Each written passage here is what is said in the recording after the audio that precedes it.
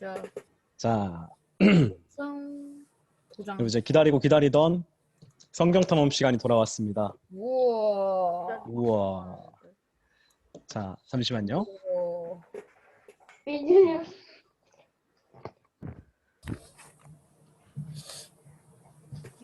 기다리던 님들. 탐험을 자. 좋아해요. 자, 이제 성경 탐험 다섯 번째 시간인데요. 자, 이번 시간에는 제가 여러분한테 어떤 얘기 들려줄 것 같아요? 이스라엘의 절정 다윗. 네, 이스라엘 절정, 뭐 전성기 뭐 이런 뜻, 이런 거 얘기하는 건데, 다윗에 대해서 이야기할 거예요. 그래서 여러분 잘 집중해서 다윗은 어떤 사람이었는지, 하나님은 왜 다윗을 그렇게 마음에 들어 하셨는지 함께 생각해 보는 시간 되었으면 좋겠습니다. 자, 여러분 우리 지난 시간까지 어떤 이야기 했었는지 잘 기억하고 있어요? 하나님의 구원 계획. 네, 하나님이 세상을 구원하려고 작정하셨는데 맨 처음에는 가족을 통해서, 그리고 그 다음에는 민족을 통해서 세상을 구원하시려고 했죠. 그래서 이제 아브라함을 통해서 이스라엘 민족을 시작하시고 모세를 통해서 그 민족을 이루셨잖아요. 구원하심을 통해서. 여호수아를 통해서 그리고 이스라엘에게 땅을 주셨고요. 이번 시간에는 하나님의 구원 계획이 이제 최종적으로 나라를 통한 구원 계획으로 이어지게 되는 이야기를 할 거예요. 근데 우리 저번에 설교했었는데 이때 당시에 나라라고 하면 우리가 오늘날 생각하는 국가가 아니라 어떤 개념이라고 했죠? 왕국. 그쵸, 왕국이라고 했었죠. 그럼 이제 이스라엘이 민족에서 나라, 왕국이 되려면 뭘 세웠어야 됐는데 뭐가 필요했을까요? 왕. 그쵸, 왕이 필요했겠죠. 왕이 있어야 왕국이 되는 거니까. 그래서 하나님의 구원 계획에 따라 이스라엘은 이제 눈에 보이는 왕을 세울 필요가 있었고, 그래서 오늘 이야기는 이스라엘이 왕을 어떻게 세우게 됐는지부터 시작해 볼 거예요. 자, 여기서 문제 하나 나갑니다. 그리고 제가 저번에 여러분한테 뭐 질문하고 여러분이 대답하고 나서 제가 스티커 준다는 얘기, 달란트 준다는 얘기를 안 했는데, 제가 문제 내고 여러분이 맞추거나 뭐 제가 이제 말씀 누가 읽어볼 사람인데 맞추면 이렇게 나와서 읽으면 제가 자동으로 그 스티커 달란트 줄 테니까 여러분 잘 참여해 주시면 좋겠어요. 자, 문제. 우리 지난 시간에 사사 어떤 사람인지 얘기했었죠. 사사는 이제 뭐 판관, 재판관 뭐 이런 걸 지도자라고 그랬잖아요. 이스라엘 이제 왕정 시대 이전에 이스라엘을 다스리는 임시 지도자였는데, 그럼 이스라엘의 마지막 사사는 누구일까요? 힌트는 사사기, 룻기 그 다음 책 이름이랑 아주 밀접한 관련이 있습니다. 자, 카메라 보고 있으니까 뭐 카메라에 손 들어도 되고 아니면 이렇게 소리로 저요해도 되고. 사사기, 룻기 다음 책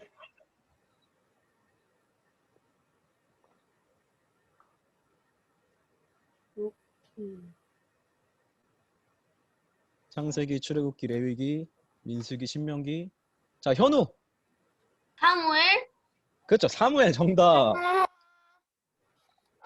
현우 제가 달란트 하나 주겠습니다. 자, 이스라엘의 마지막 얘기하기만 하면 끝이었네. 그래요. 그래서 여러분 성경책을 항상 잘 가지고 있어야 돼요. 이스라엘의 마지막 사사는 사무엘이었어요. 사무엘. 그래서 이 사무엘이 하나님의 말씀을 따라서 이제 이스라엘의 왕을 세우게 되는데요. 이스라엘이 왕을 세우게 되는 이야기가 막 그렇게 아름답지는 않았어요. 사무엘이었는데. 자, 우리 사사 시대에 이스라엘이 어땠다 그랬어요? 평화로웠다 그랬어요?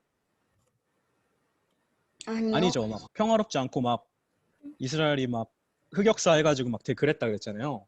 그래서 이스라엘이 이방 나라의 침략을 많이 받았어요. 그게 이제 하나님의 심판이었던 건데, 침략을 많이 받았는데 이스라엘이 이제 침략을 많이 받으면서 보니까 이게 우리나라 말고 다른 나라에는 다 왕이 있었던 거예요.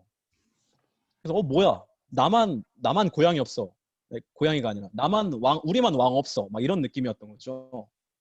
게다가 이제는 또 사무엘이 늙어서, 이제 마지막 사사였던 사무엘도 늙어서 이제 사무엘의 아들들이 이스라엘을 다스리고 있었는데, 얘네들이 또 사무엘의 아들들이 이스라엘을 개판으로 다스렸던 거예요. 자, 사무엘상 8장 1절에서 3절 말씀 누구 읽어볼 사람? 왜요? 왜요? 저요. 자, 다시 카메라로 할게요. 카메라. 잠깐만요. 자, 네. 누구 읽어볼 사람 하면 되는 거예요. 누구 읽어볼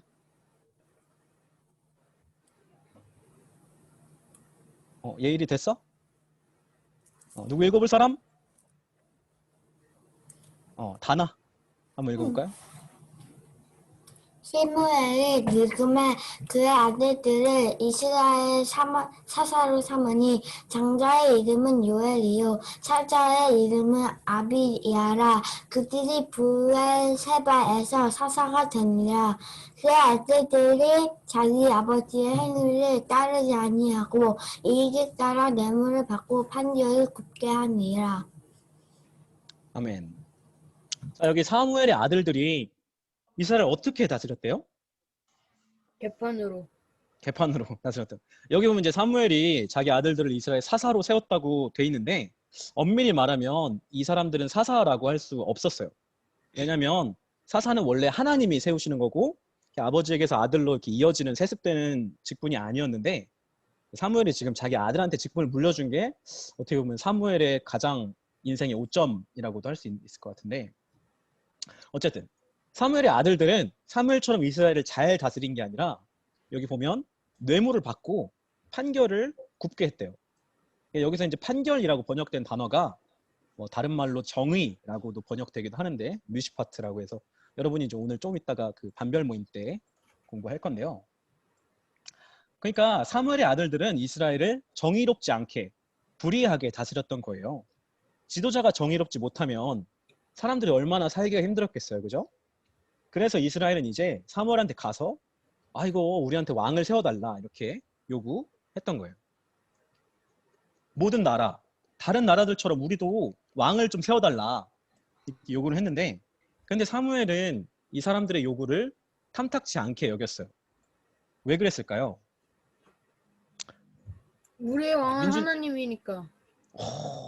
정답. 이거는 제가 문제 내려고 했던 게 아닌데 민준이가 너무 좋은 정답을 얘기해 줘서 민준이 제가 스티커 주겠습니다. 따로. 그렇죠. 이스라엘은 이미 왕이 있었어요. 누구요? 하나님. 하나님이요. 그죠? 하나님.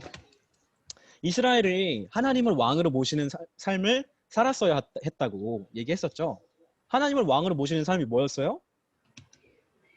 하나님의 말씀, 하나님의 율법에 따라 살아가는 하나님의 삶이라고. 언약을 지키는 거. 그렇죠. 언약, 율법을 지키는 삶이었어요.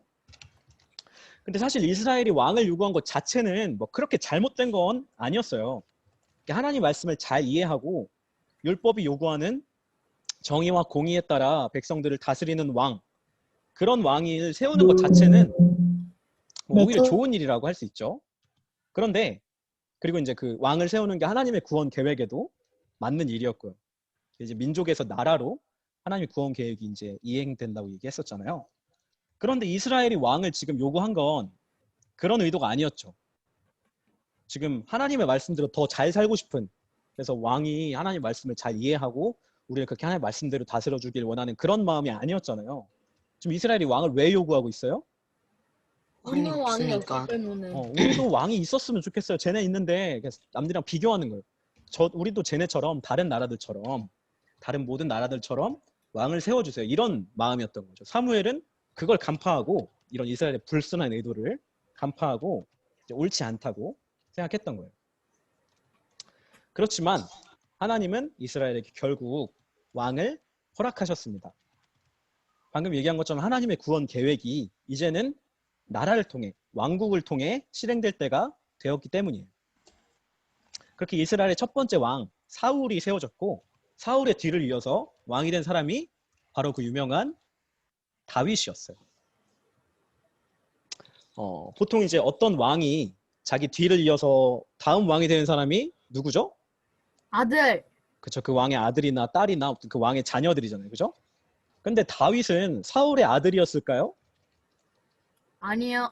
아니었어요. 그죠? 아니요. 다윗은 왕자가 아니었는데 사울이 왕위를 자기 아들한테 아니면 자기 딸한테 물려주지 못하고 어떻게 다윗이 왕이 될 수 있었나, 그런 이야기는 시간 관계상 여러분이 이제 가정 활동이나 아니면 뭐 여러분이 직접 성경책 찾아보면서 알아봐도 좋고, 뭐 그렇게 했으면 좋겠어요. 어쨌든 그렇게 이제 민족에서 왕국이 된 이스라엘은 다윗의 때에 절정을 맞이하게 됐습니다. 말하자면 다윗의 때가 이스라엘의 전성기였다는 말이에요. 정성기면 땅을 많이 가졌다는 거예요? 그거는 제가 조금 이따가 더 얘기해 줄게요. 그럼 다윗 잘 알죠? 다윗은 하나님의 이거 하트가 이거 하나님 그래요. 아니에요? 마음에 하나님이 베풀고 있다는 거. 골리앗? 그래서 여기 이제 하나님이 다윗이 모두를 골리앗을 물리친 믿는다는. 이야기나, 아니면 뭐 다윗이 뭐 언약궤 앞에서 춤춘 이야기 뭐 그런 거, 뭐 네? 다윗처럼 이렇게 춤을 앞에서 추면서 춤을 췄다고요? 다윗이 춤추고 그랬어요. 그런 이야기는 여러분이 많이 들어봤을 것 같아요. 뭐 민준이는 아니요. 처음 들어봤는데 어쨌든 네, 뭐 다윗이 처음 골리앗 물리친 이야기는 들어봤죠. 네. 네. 어쨌든 다윗에 대한 많은 이야기들이 있는데 제 생각에 다윗과 관련해서 가장 중요한 것은 바로 다윗이 하나님의 마음에 맞는 사람이었다는 사실입니다. 아. 자, 그래서 하나님의 마음에 뭐 합한 사람 뭐 이렇게 얘기하는데, 자, 네. 사도행전 13장 20절에서 22절 말씀 누구 읽어볼 사람? 왜요? 이거는 시연이가 거의 압도적으로 빨랐어요. 읽어볼까요? 그 후에 선지자 사무엘 때까지 사자를 주셨더니 그 후에 그들의 왕을 구하거늘 하나님이 베냐민 지파 사람 기스의 아들 사울을 40년간 주셨다가 패하시고 다윗을 왕으로 세우시고 증언하여 이르시되 내가 이새의 아들 다윗을 만나니 내 마음에 맞는 사람이라 내 뜻을 다 이루라 하시더니. 아멘. 자, 다윗이 어떤 사람이래요? 하나님의 내 마음에 맞는 사람. 사람이래요. 시연이 제가 스티커 달란트 드리겠습니다. 자, 그렇다면 다윗의 어떤 점이 다윗을 하나님의 마음에 맞는 사람으로 만들었을까요? 다윗이 잘생겨서였을까요? 하나님의 말을 잘 들어서? 잘 순종해서. 네, 잘 순종해서. 그것도 맞는 말이에요. 근데 이제 자, 우리 좀 더 생각해보자. 다윗이 잘생겨서는 아닐 것 같죠, 그죠? 뭐 성경이 다윗이 얼굴이 굉장히 아름다웠다 이렇게 얘기하긴 하는데, 아니면 다윗이 노래를 잘하고 시를 잘 써서였을까요? 여러분 시편 알죠? 시편. 네. 성경책 그냥 정 가운데 딱 피면 시편 나와요. 시편이 제일 두꺼워가지고. 시편에 보면 다윗의 시라고 나오는데 다윗이 지은 시가 이제 엄청 많이 나와요. 시편에서.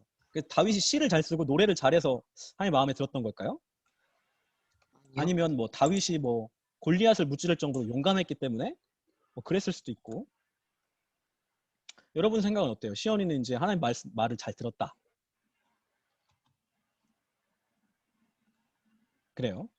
물론 다윗의 어떤 하나님 말을 잘 듣고 뭐 잘생기고 뭐 노래를 잘하고 이런 것들이, 이런 점들이 다윗을 위대한 왕으로 만들긴 했지만, 다윗이 하나님의 마음에 맞는 사람일 수 있었던 결정적인 이유는 다윗의 외모, 그러니까 겉으로 보이는 조건이 아니었습니다. 사실 외적인 조건으로 따지면 다윗보다는 오히려 사울이 더 괜찮은 사람이었어요. 그런데 사울은 왕으로서 실패하고, 그래서 하나님이 여기 패하셨다고 그러죠. 실패하고 사울을 대신해서 하나님 선택하신 새로운 왕, 그 왕이 바로 다윗이었는데, 자, 다윗이 하나님의 마음에 들 수 있었던 결정적인 이유는, 그거는 다윗이 이제 왕이 되기 전에 사울한테 쫓기고 있을 때 그 다윗의 모습에서 잘 나타나고 있는데요. 한번 살펴봅시다. 여러분도 잘 아시는 것처럼 다윗은 왕이 되기 전에 도망자 신세였어요. 사울이 자기 왕위를 다윗한테 뺏기기 싫어서 다윗을 막 죽이려고 쫓아다녔거든요. 다윗은 이제 도망 다녔던 거죠, 왕한테.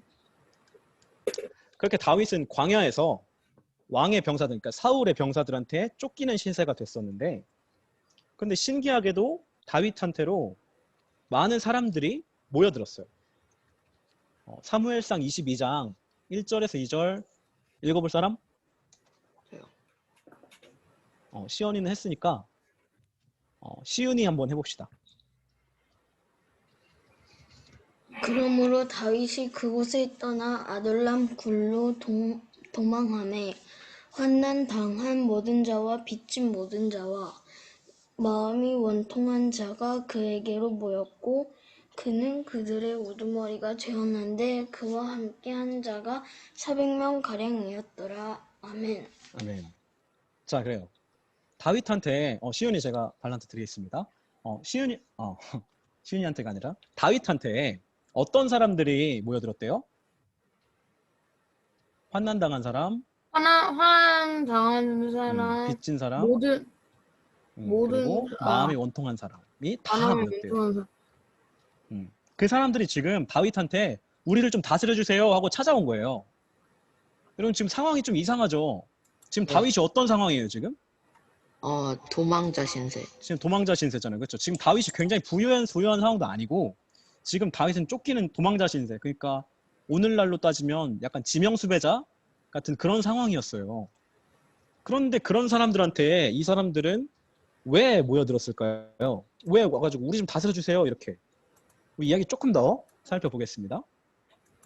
다윗이 여전히 사울한테 쫓기고 있을 때였는데 어느 날은 다윗이 잠깐 자리를 비운 틈을 타서 이방 이제 아말렉 사람들이 다윗의 진영을 공격해가지고 거기에 이제 재산을 약탈하고 사람들을 납치해간 사건이 있었어요.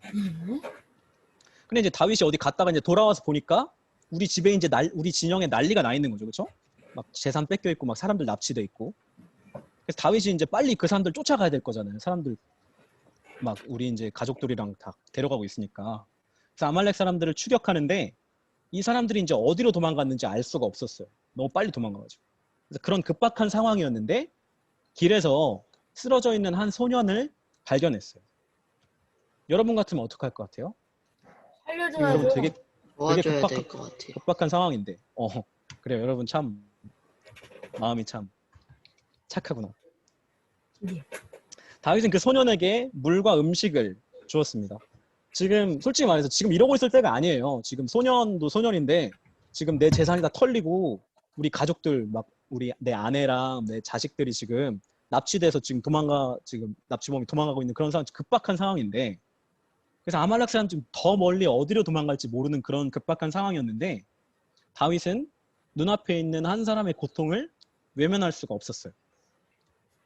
그래서 이제 다윗이 이제 소년한테 자초지종을 물어본 거죠. 너 좀 어쩌다 이렇게 쓰러져 있니? 이렇게 물어보니까 소년이 저는 아말렉 사람의 종이었는데 제가 병이 드니까 아말렉 사람들이 절 버렸어요.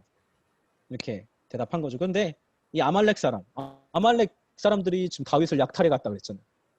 네. 알고 보니까 이 소년이 다윗을 약탈해 간 그 아말렉 사람들이 어디로 갔는지를 알았던 거예요. 그래서 이제 결국 다윗은 그 아말렉 사람들을 무찌르고 빼앗긴 재산과 납치된 사람들을 되찾을 수 있었습니다. 해피엔딩이죠. 우리는 이 두 가지 이야기를 통해서 다윗의 다스림, 그러니까 다윗의 나라가 어땠는지 알 수 있어요. 첫 번째로 다윗에게 이런 사람들, 환난당하고 빚지고 마음이 원통한 사람들이 모여들었다는 이야기. 그리고 다윗이 아무리 급박한 상황에서도 한 사람의 고통을 외면하지 않은 것. 사울 왕이나 아말렉 사람들의 나라는 병든 사람을 그냥 내버려두는 나라고 환난당하고 빚진 사람이 살기가 너무 힘든 그런 혹독한 척박한 나라였던 거예요.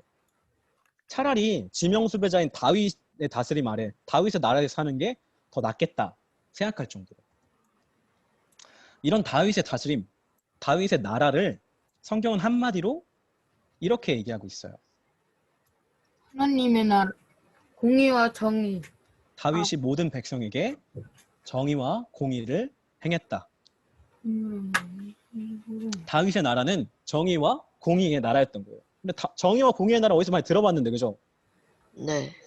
그렇죠. 하나님 나라가 정의와 공의의 나라라고 했었죠. 그러니까 다윗의 나라는 하나님 나라였던 거예요. 하나님 나라를 다윗의 나라가 이렇게 실현해냈던 건데, 다윗이 하나님의 마음에 들었던 이유는 다른 게 아니라 물론 이제 시온이 말도 맞죠. 그 하나님의 말씀을 그대로 했으니까 정의와 공의를 다스렸던 거죠.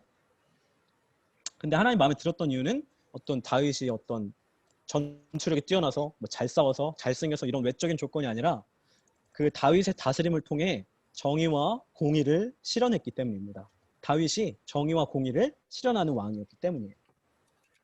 마음이 원통하고 몸이 고통 가운데 있는 한 사람 한 사람을 외면하지 않는 그런 정의와 공의로 다스리는 왕이었던 거죠.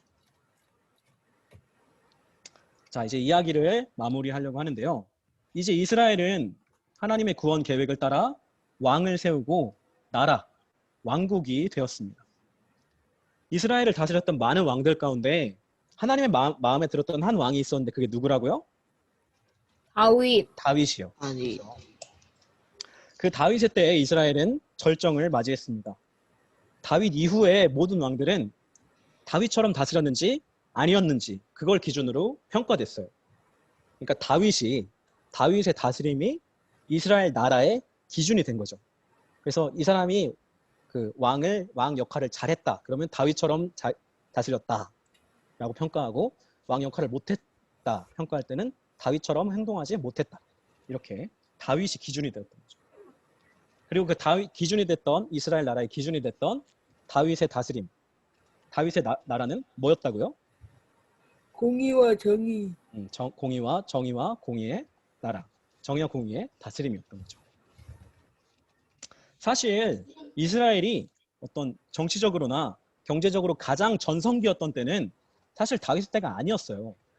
오히려 다윗처럼 다스리지 않았던 어떤 왕이 더 부강한 나라, 가장 큰 영토, 그런 더 부강한 나라를 이루기도 했었어요. 어떤 왕인데요? 여로보암 2세라고 해서 그 왕이 이제 가장 뭐 그랬다고 하는데 어쨌든. 하지만 성경은 단호하게 그 왕을 이렇게 평가합니다. 그 왕은 여호와 보시기에 악을 행했다.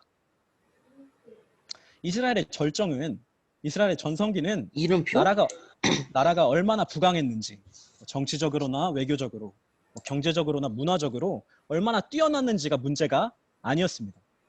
이스라엘의 절정은 정의와 공의의 통치가 어떻게 이루어지고 있느냐, 그게 관건이었던 거예요. 우리는 어때요? 우리의 삶이 하나님의 마음에 들려면, 우리의 삶이 하나님 앞에서 전성기다라고 말할 수 있으려면 우리는 어떻게 해야 될까요?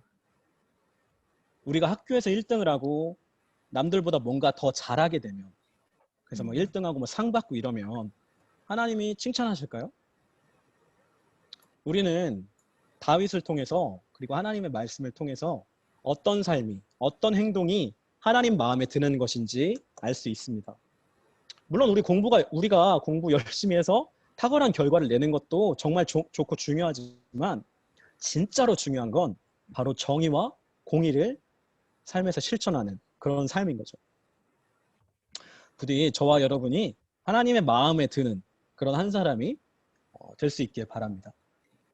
다윗이 아까 시를 되게 잘 썼다고 얘기했었는데 여기 이제 우리 마지막으로 다윗이 지은 시 한 구절 같이 읽고 마무리했으면 좋겠는데요. 여호와는 나의 목자신. 그것도 뭐 다윗의 시인데 어쨌든 우리 지금 음소거 풀 수 있는 친구들은 풀고 이거 같이 읽어봤으면 좋겠습니다. 자, 같이 읽을게요. 시작.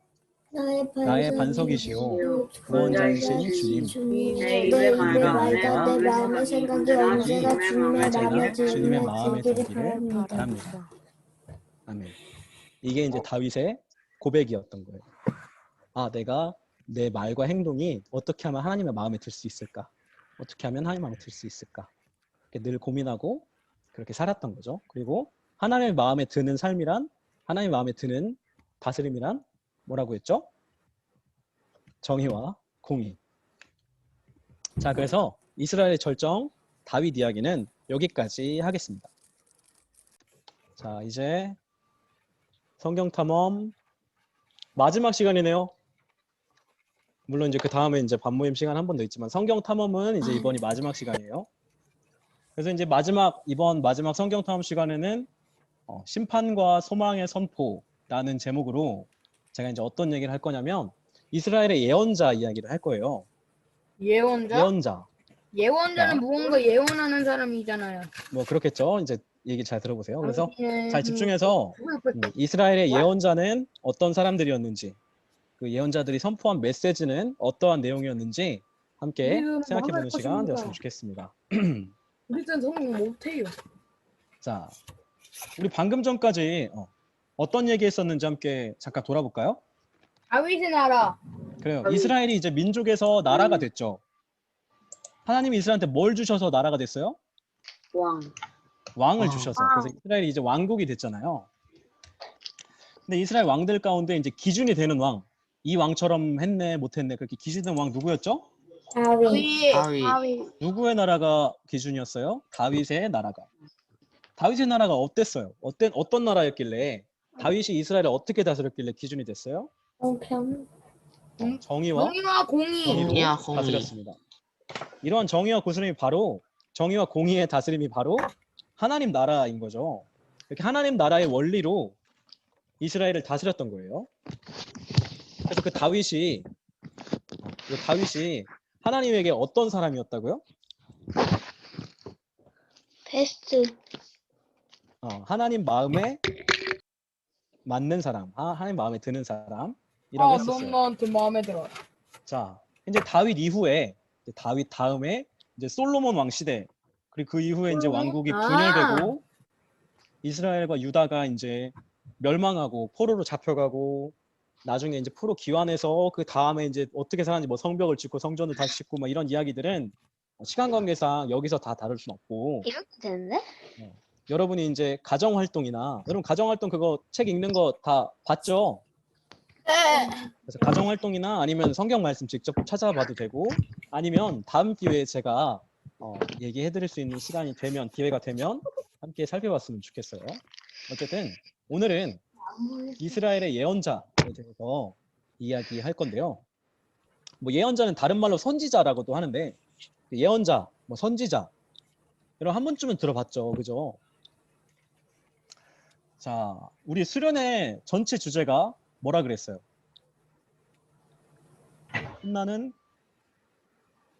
신나는 뭐시기? 신나는 성경 탐험 구약편이라고 했었죠. 성경 탐험. 아, 맞아요. 그래서 제가 이제 갑자기 문제를 하나 낼 건데 여러분이 구약 성경에 대해서 얼마나 잘 알고 있나 이렇게 갑자기 문제를 하나 내겠습니다. 구약 성경은 총 39권으로 이루어져 있죠. 그 중에 장수가 그러니까 페이지 수 말고 그 창세기 1장, 2장 할 때 그 장수가 가장 많은 책은 시편. 시편이죠. 네. 시편인데 시편이 총 150편으로 되어 있는데 그럼 시편 다음으로 장수가 많은 책은 어디일까요? 이 중에 있어요. 여기 39권 중에. 시편 다음으로 장수가 많은 책. 민수기. 민수기 땡. 잠언 땡. 출애굽기. 출애굽기 땡. 사무엘하. 육기. 사무엘하도 아니에요. 사무엘상. 상도 아니에요. 역대하. 아가. 로마서, 전도서, 이사야. 로마서는 에레미. 구약 성경이 아니죠. 잠언, 다니엘. 예레미야 이거, 에스겔. 창세기, 느헤미야, 욥기, 출애굽기. 스가랴, 말라기, 역대상. 룻기. 사무엘. 언제나 나오겠지. 행전열. 다니엘, 예레미야. 애가. 시끄러워요 선생님. 에스더. 이사야, 됐어 땡. 기. 너. 방금 이사야 누구예요? 이사야. 이사야 누구야 방금? 이사야. 이사야 민준이 맞아? 저요. 민준이 목소리 아니었는데? 누구였어? 네, 아니었어요. 제가 했어요. 누구예요? 지금 안 보여요. 카메라 안 켜가지고 내가 지금 볼 수가 없어. 잠깐만. 유해는 것 누구요? 같아요. 이거 이제 나였다고 얘기하면 이거 가져갈 수 있었는데. 현우야? 네, 그냥 아, 찍었는데. 그래 어쨌든 다 그럴 줄 알았어요. 어쨌든 현우 제가 달란트 하나 주겠습니다. 자 그럼 현우 이사야가 총 몇 장으로 돼 있어요? 66장이요. 그래 총 66장에서 시편 다음으로 제일 장수가 제일 많은 책인데 이사야가. 자 제가 이 문제를 왜 냈냐면 자 여기 이제 구약 성경은 이렇게 4가지 종류로 와, 이렇게 예언 분류를 해볼 수가 진짜 있어요. 많아. 그 중에 이제 이사야서는 뭘로 분류되고 있어요? 예언서. 예언서네요, 그죠? 그것도 예언서면 그것만 몇천 년 뒤에는 엄청 좋아질 것이다 이런 얘기도 있을까요? 그 예언이 뭔지 잘 들어보세요. 자, 그러면 코로나가 언제 끝나는지도 예언할 수 있을까요? 그러니까 그런 얘기를 하는지 아니면 이스라엘 예언이 뭔지 선생님, 얘기해줄게요. 예언, 그런데 예언 들었어요. 코로나도 예언으로 한 거래요. 아니에요. 자, 코로나 그 자, 예언 어쨌든 있지? 자, 집중해 봅시다. 그리고 5008년에 지구 멸망한대요. 아니에요. 예언을 했어요. 어떤 유튜브에서 그런 거 아줌마가. 보면 안 돼. 어쨌든 야, 집중. 자, 구약 성경은 이제 모세오경이라고도 하는 율법서. 그 율법서에 이어서 이스라엘 역사를 기록하고 있는 역사서. 그리고 이스라엘의 시와 노래, 그리고 지혜를 기록하고 있는 시가서. 그리고 마지막으로 이제 이스라엘의 예언자들이 선포한 메시지를 기록하고 있는 예언서로 나눠볼 수 있는데요. 자, 여러분이 그렇게 궁금한 예언, 여러분이 약간 오해를 하고 있는 것 같아요, 예언에 대해서. 그래서 제가 이야기를 해드릴 텐데, 예언자라고 하면 민준이가 얘기한 것처럼 예언하는 사람을 말하는 거잖아요, 그렇죠? 예언이 뭘까요? 여러분 예언하면 제일 먼저 뭐가 떠올라요? 일을 미리 알려주는 거. 미래에 있는 일을 알려주는 거. 그렇죠. 보통은 그렇게 생각해요, 그죠? 이런 이미지. 여러분 이거 해리포터에 나오는 이제 엄성술 교수 이름이 이제 트릴론인데, 아즈카반에서 나오는 그래요. 맞잖아. 그래서 여러분 예언이라고 하면 이름이. 이렇게 손금을 본다든지 아니면 이렇게 수정구슬을 통해서 미래에 일어날 일들을 미리 본다든지 하는 게 예언일까요? 물론 이런 것도 예언이라고 하긴 하는데, 네, 성경이 말하는 예언은, 성경에서 말하는 예언, 그리고 예언자는 그런 걸 말하는 거는 아니에요. 성경이 말하는 예언은 자, 신탁이라는 단어랑 가장 가까울 것 같은데, 신탁이나 뭐 계시 이런 얘기 들어봤죠? 영탁이도 아니고 칭찬은 뭐야? 신탁. 다르게 말하면 이제 하나님의 말씀이죠. 이렇게 영탁이. 여러분 그리스 로마 신화 봤어요? 네. 네. 네. 그래서 막 그리스 로마 얘 신화 완전 신전 가가지고 완전 신이에요. 그래서 신한테 신탁을 받잖아요. 그 신이 그래서 얘기를 해주면 그리스로 하시나 완전 많이 알아요. 그러니까 그런 거예요. 예언이 그걸 말하는 거예요. 신의 말씀, 하나님의 말씀을 말하는 거죠. 그러니까 이스라엘의 예언자들은 단순히 미래에 일어난 일들, 그러니까 미래 코로나가 어떻게 되고 그런 걸 얘기하는 게 아니라 하나님의 말씀을, 하나님이 이렇게 말씀하시더라라고 그런 하나님의 말씀을 이스라엘 사람들한테 전하는 사람이 예언자였던 거예요.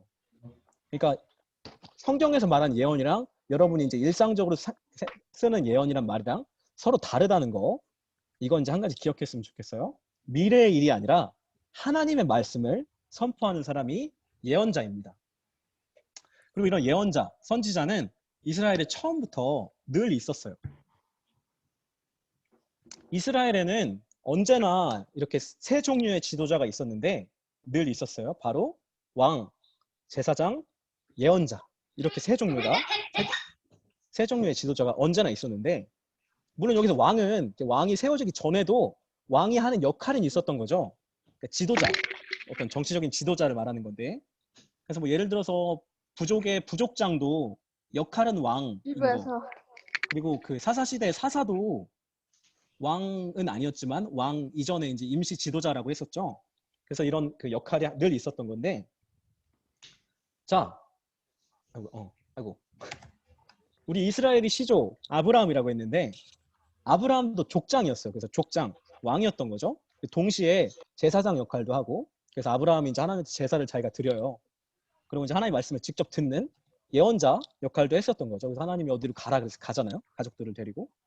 그리고 모세도 마찬가지죠. 모세는 이스라엘을 이끄는 지도자, 왕 역할도 했고, 제사장 역할도 했고, 그리고 하나님의 말씀을 듣고 그 말씀을 전해주는 예언자이기도 했던 거예요. 그래서 야, 이거 너네 그 양 피를 문에 안 바르면 우리 장자가 다 죽는데 라고 이제 하나님의 말씀을 전해준 거죠. 이스라엘 백성들한테. 그렇죠? 그래서 모세도 예언자였던 거예요. 근데 모세 이후부터는 모세의 형 아론, 그리고 아론의 자손들이 제사장을 도맡게 되면서 그 역할이 이제 분리가 된 거죠. 나뉜 거죠.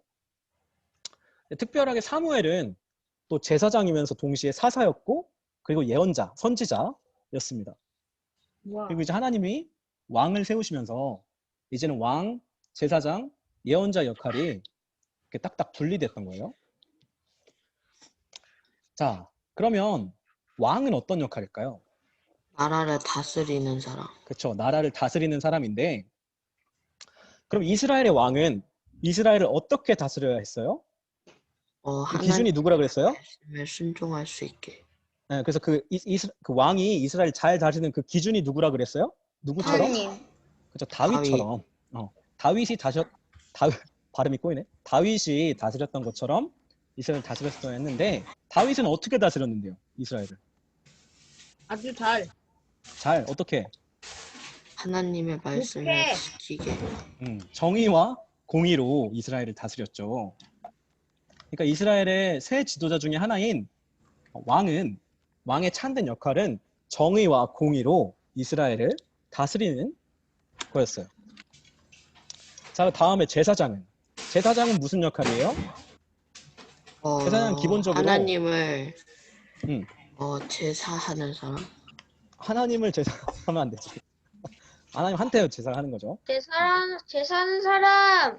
그래요. 네, 기본적으로 이스라엘 백성들이 제사, 사장님. 그러니까 예배를 잘 드릴 수 있도록 인도하는 사람이죠.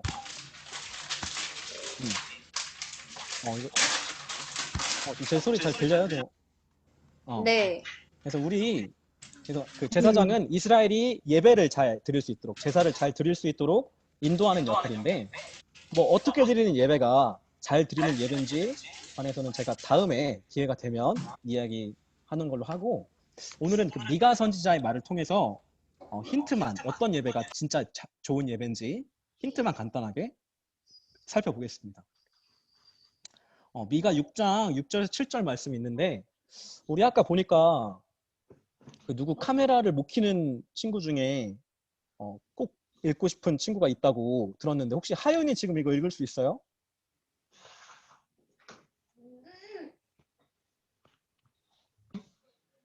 하윤이 한번 읽어볼까?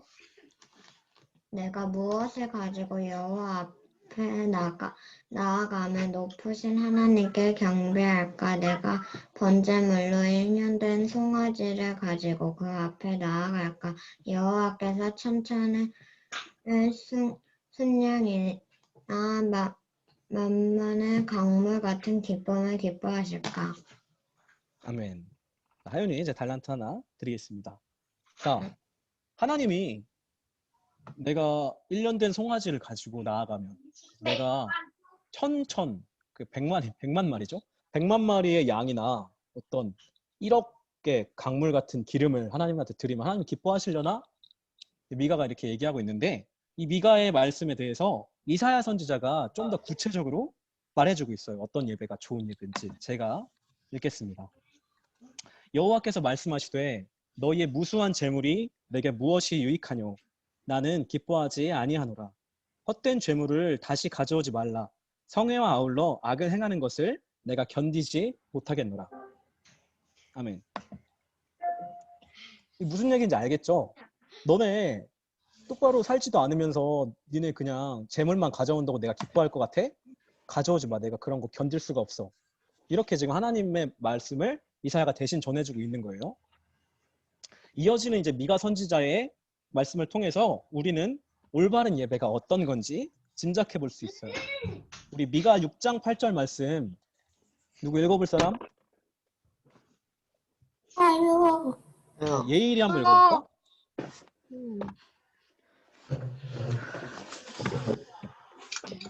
사람아, 주께서 선한 것이 무엇임을 내게 보이셨나니 여호와께서 내게 구하시는 것은 오직 정의를 행하며 인자를 사랑하며 겸손하게 내 하나님과 함께 행하는 것이 아니냐.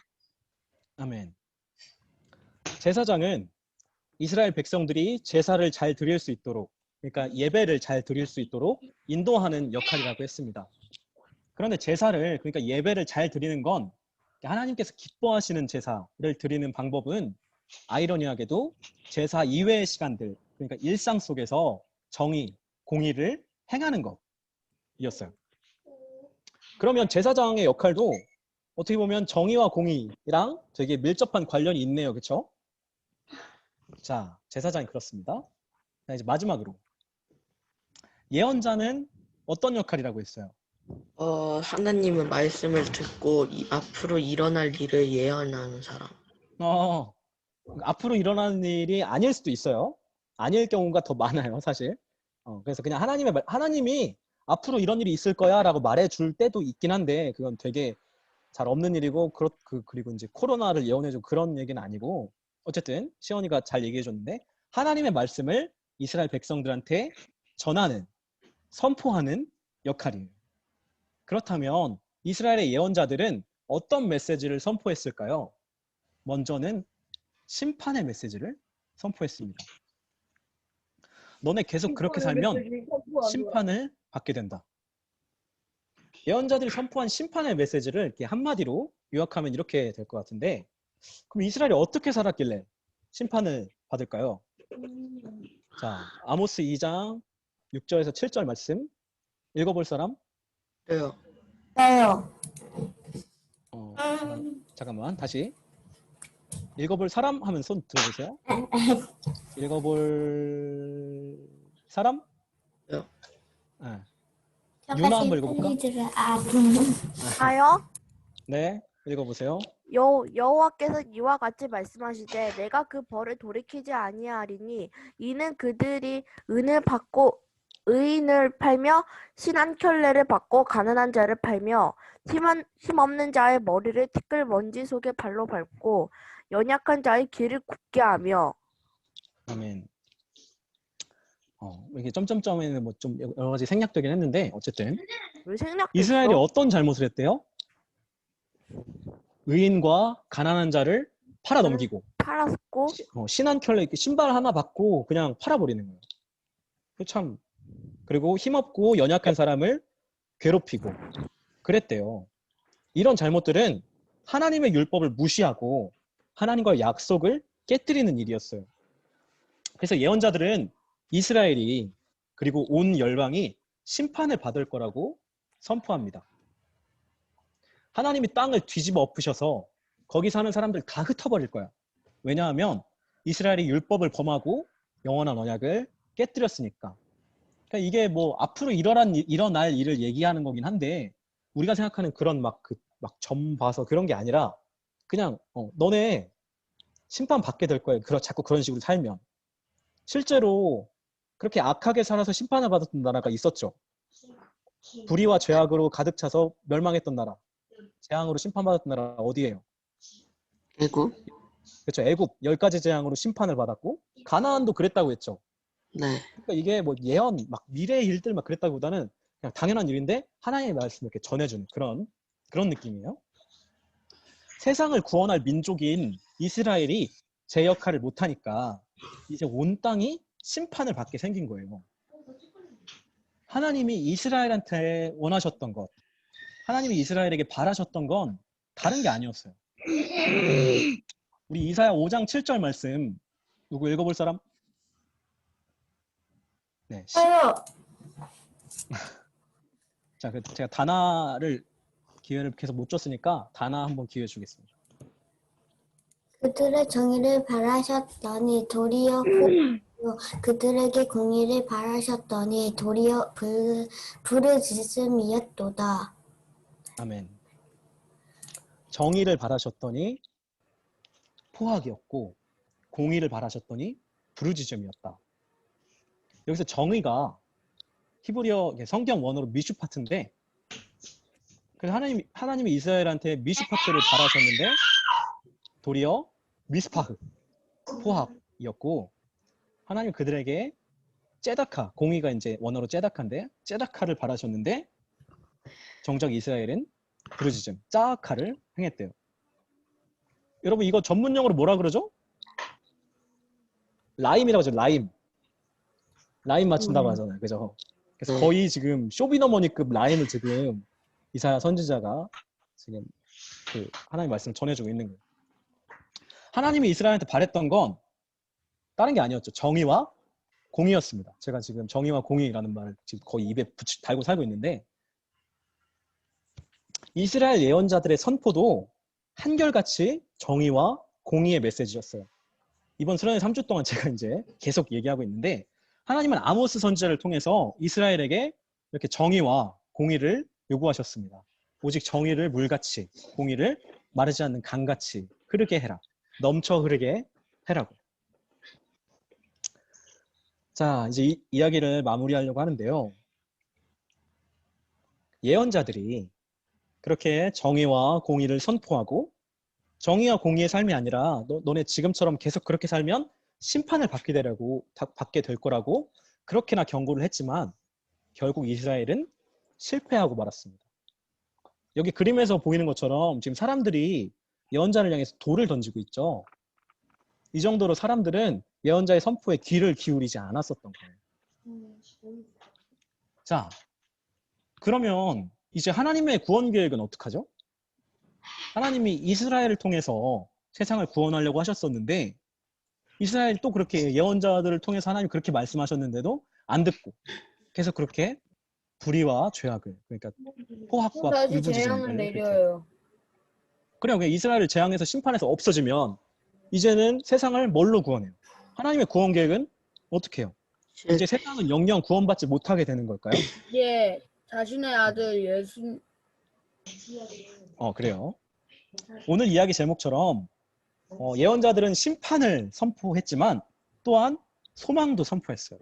바로 메시아의 소망인데 여러분 메시아 들어봤죠? 네. 이스라엘의 예언자들은 이스라엘을 다시 구원할 그리고 세상을 구원할 메시아를 향한 소망을 선포했는데 메시아는 우리말로 하면 기름 부음을 받은 자라는 뜻인데 구체적으로 메시아가 어떤 인물이었는지 메시아가 뭐였는지는 다음 주를 여러분 기대하시고 여기서 갑자기 마지막 문제 나갑니다. 메시아는 히브리어예요. 히브리어. 그러면 이 메시아는 그 다른 말로 뭐라고 할까요? 힌트는 초성. 자, 일단 시윤이가 먼저 들어봐. 가라사대? 그리스도, 가라사대 땡. 그리스도. 다시. 이거 정답 말하면 어떡해. 잠깐만 다시. 그리스. 일단 시연이 정답 얘기해 보세요. 뭐라고? 그리스도. 그래요. 정답. 그리스도. 이거 예일이가 말했죠. 맞아? 네. 그럼 제가 예일이도 시연이랑 예일이 둘 다 제가 달란트 드릴게요. 그리스도. 아까우니까. 자, 정답은 그리스도. 예언자들이 선포했던 메시아의 소망. 그러니까 그리스도를 향한 소망은 오랜 세월이 흘러 예수님을 통해 성취되었습니다. 아브라함과 다윗의 자손 예수 그리스도의 계보라. 그의 이름을 임마누엘이라 하리라 하셨으니 이를 번역한즉 하나님이 우리와 함께 계시다 함이라. 아브라함과 다윗의 자손이래요. 예수님. 아브라함 누구예요? 이스라엘의 시조였죠. 다윗은 이스라엘 나라의 기준이라고 했습니다. 그 하나님의 그 이스라엘을 통한 구원 계획이 쭉 이어져서 이제 예수님을 통해서 성취된 거예요. 오랜 기다림 끝에 아브라함을 통해 그리고 다윗을 통해 시작하신 하나님의 구원 계획은 오랜 기다림 끝에 하나님이 직접 이 세상에 오심을 통해서 온전히 실현되었습니다. 제가 개인적으로 좋아하는 찬양곡 중에 그 이름 아름답도다 라는 노래가 있는데요. 원래 영어로 된 노래인데 그 중에 이제 이런 가사가 있어요. 자, 우리 친구들, 우리 6학년 친구들 이거 무슨 뜻인지 알겠어요? 좀 선생님 읽는 건 돼요? 이거 읽어볼 사람? 저요. 이거 시윤이 너무 많이 한 거 아니야? 잠깐만 다시. 시윤이 말고 해볼 사람 없어요? 저요. 누구야? 민서 손 들었는데? 민서 한번 읽어볼까? You didn't want heaven without us, so Jesus, you brought heaven down. 발음 좋네요. 이거 이제 해석하면 이런 뜻이에요. 당신은 우리가 없는 천국을 원치 않으셨습니다. 그래서 예수님 당신은 천국을 가지고 내려오셨습니다. 하나님의 본체이신 예수님이 이 땅에 천국을 가지고 내려오신 거예요. 우리 이제 하나님 나라 얘기했었죠. 이제 그러면 이제 예수님이 천국을, 그러니까 하나님 나라를 이 땅에 가지고 내려오셨으니까 게임 끝났겠네요? 그럴까요? 아니요. 네, 아직 끝나지 않았습니다. 하나님의 구원 계획은 여전히 현재 진행 중이에요. 우리 마지막으로 하나님의 구원 계획 쭉 정리해 볼까요? 맨 처음에 가족을 통해서, 그 다음에는 민족을 통해서 그 계획을 실현하셨고, 나라. 민족이 이제 나중에 뭐가 됐어요? 나라가 됐어요, 그죠? 근데 이제 나라에 이제 예언자, 나라 왕이 있었고 예언자가 있었는데 이스라엘이 결국 실패하니까 어떻게 됐어요? 누가 내려오셨어요? 예수님. 하나님. 예수님. 하나님이 직접 예수 그리스도가 몸을 입고 내려오신 거죠. 그래서 예수 그리스도를 통해서 그 구원 계획이 온전히 실현되었는데, 여기서 이제 예수님 이후로는 구원 계획이 끝난 게 아니라 교회를 통해서 계속해서 이어지는 거예요. 교회, 바로 우리들이죠. 하나님은 이제 우리를 통해서 세상을 구원하기 원하십니다. 우리를 통해 이 땅에 하나님 나라, 정의와 공의가 넘치는 그 하나님 나라를 만들기를 원하시는 거예요. 여러분 한 사람 한 사람이 그렇게 하나님의 구원 계획에 참여하고, 그렇게 여러분의 삶으로 세상을 구원할 한 사람의 그리스도인이 되시기를 바랍니다. 여러분 하나님과 함께 세상을 구원할 준비가 되셨나요? 여기까지 해서 신나는 성경 탐험 구약 이야기는 마치도록 하겠습니다. 여러분 아주 길고 지루할 수도 있는 시간이었는데 열심히 잘 참여해줘서 정말 고마워요. 우리 이제 마지막 감별 활동으로